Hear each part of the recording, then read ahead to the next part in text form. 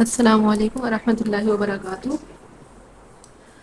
Mathematics class 10 की new book है, federal book national book foundation की।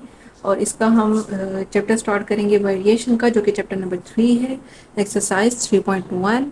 इसमें हम रेशो को और प्रोपोर्शन को डिस्कस करेंगे। रेशो 2 टर्म्स के दरमियान में होती है और प्रोपोर्शन 4 टर्म्स के दरमियान में होती है। कुछ इस तरह से होता है रेशो का ए रेशो बी, यानी कि जो हमारे पास 2 डॉट्स हैं ये रेशो को शो करते हैं। और प्रोपोर्शन में हमारे पास 4 टर्म्स आ जाती हैं। किस तरह से कि इसमें 2 रेशोज हमारे पास, इनके दरमियान में जो रेशो होती है या इनकी जो इक्वलिटी होती है, इसको हम कहते हैं प्रोपोर्शन। यानी कि इसकी जो डेफिनेशन होती है वो जिस तरह से है कि जो इक्वलिटी ऑफ 2 रेशोज, यानी कि 1 ratio a ratio b, second ratio c ratio d. चलिए स्टार्ट करते हैं। Exercise 3.1, question number 1। What should be added to each term of a ratio 5:9 so that it becomes equivalent to 10:40? Okay, let's हमने ये देखना है कि हम इसमें कौन सी टर्म ऐड करेंगे। अब उस टर्म का हमें मालूम नहीं है तो हम उसको लेट करेंगे।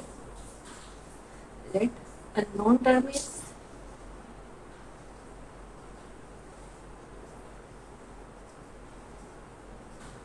एक्स। ओके, ये हमने लेट किया। अब हम क्या करेंगे, हमारे पास रेशो कौन सी गिवन है, 5:9।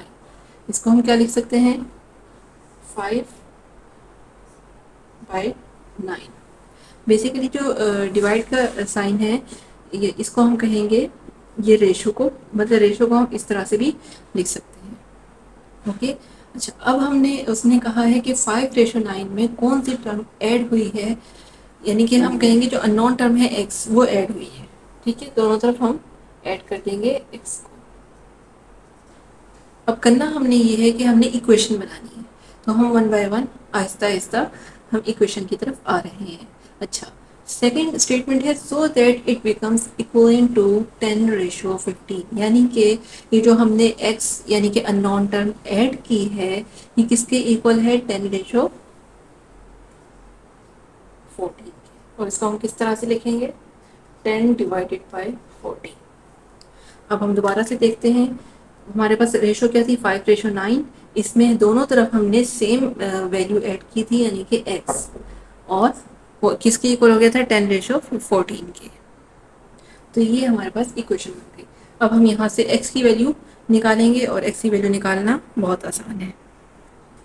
तो हमने यहाँ से x की वैल्यू निकाली।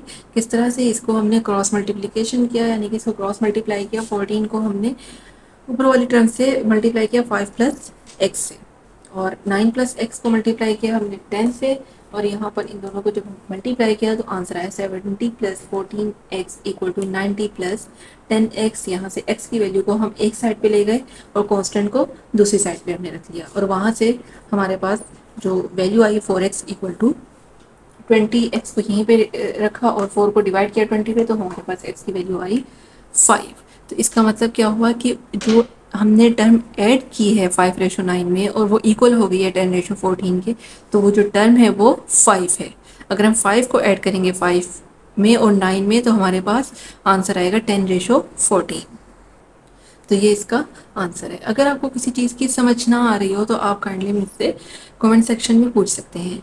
नेक्स्ट स्टार्ट करते हैं question number 2। So second question is if a + b ratio a - b equal to 7:1, then find 1/a/1/b। सबसे पहले हमने इसको इक्वेशन की फॉर्म में कन्वर्ट करना है। किस तरह से करेंगे, a + b ratio a - b किसके इक्वल होगा, a + b / a - b। Equal to का साइन है और आगे है 7:1, तो ये क्या हो जाएगा, 7/1। इसको हम किस तरह से सॉल्व करेंगे, उसी तरह क्रॉस मल्टीप्लिकेशन करेंगे। अब यहाँ पे हमारे पास जो वैल्यू आई है क्रॉस मल्टीप्लाई करके, तो b की वैल्यू क्या आ गई, 3/4a। अब हम यहाँ पर क्या करेंगे, और फिर यहाँ पर हम क्या करेंगे, सिंप्लीफाई करेंगे। किस तरह से कि हम b को डिवाइड कर देंगे a पे, लेकिन हम b को भी हम यहाँ लेकर आ सकते हैं और इस वैल्यू को हम दूसरी साइड पे ले जाएंगे, तो हमारे पास जो ए रेशो बी आएगी यानी कि ए डिवाइडेड बाय बी वो इक्वल होगा 4 डिवाइडेड बाय 3 के। उसको रेशो में कन्वर्ट करेंगे तो a ratio b equal to 4 ratio 3। और हमने फाइंड क्या करना है 1 over a ratio 1 over b. तो इस ए को हम डिवाइड कर देंगे 1 पे और बी को भी 1 पे डिवाइड कर देंगे। जब हम इन दोनों को 1 पे डिवाइड करेंगे तो बेसिकली हम 4 और 3 को भी 1 पे डिवाइड करेंगे। तो 1 over a ratio 1 over b equal to 1 over 4 ratio 1 over 3। तो ये इसका आंसर है। Let's start question number 3।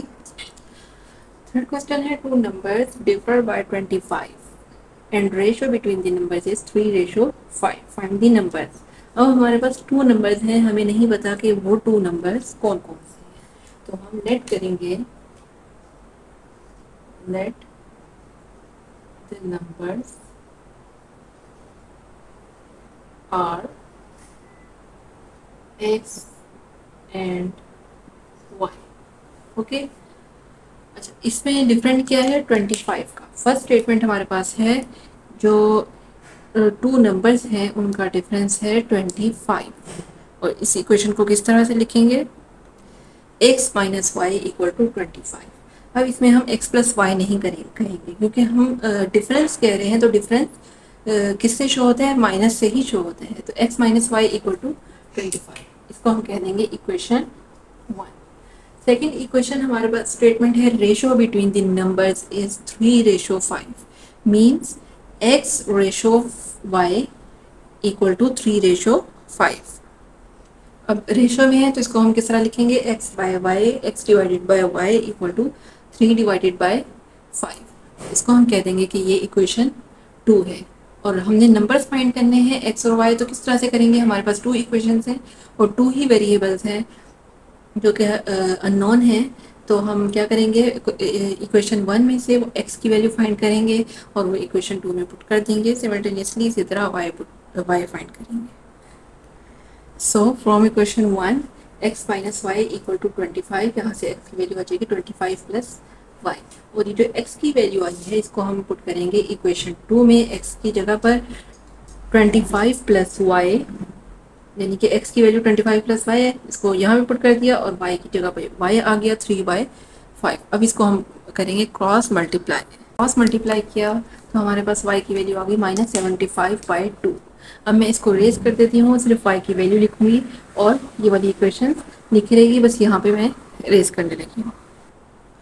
और इस इक्वेशन इस वैल्यू y की वैल्यू को हमने इक्वेशन 3 में पुट किया तो हमारे पास वैल्यू आ गई x की -25/2। तो जो टू नंबर्स हैं हमारे पास वो -75/2 और -25/2। अब हम इसको इक्वेशन 1 में पुट करके देख लेते हैं कि जो इनका डिफरेंस है क्या वाकई ये ठीक है या नहीं। अच्छा, यहाँ पर अब हम पुट करेंगे x की वैल्यू को और y की वैल्यू को लेफ्ट हैंड साइड लेंगे। लेफ्ट हैंड साइड है x माइनस वाई और यहाँ पर x की वैल्यू पुट की और y की वैल्यू पुट की, दोनों को सिंप्लीफाई किया और आंसर हमारा आ गया 25 जो कि इक्वल है राइट हैंड साइड के। और यही इसका आंसर है। अभी के लिए इतना ही, मुझे इजाज़त दीजिए। इंशाल्लाह नेक्स्ट वीडियो में हम इस एक्सरसाइज को कंप्लीट करने की कोशिश करेंगे। यही 3 क्वेश्चन आप समझ लें और ना समझ आए तो कमेंट सेक्शन में मुझसे पूछ सकते हैं। मेरे चैनल को सब्सक्राइब ज़रूर करिएगा। मुझे इजाज़त दें। अल्लाह।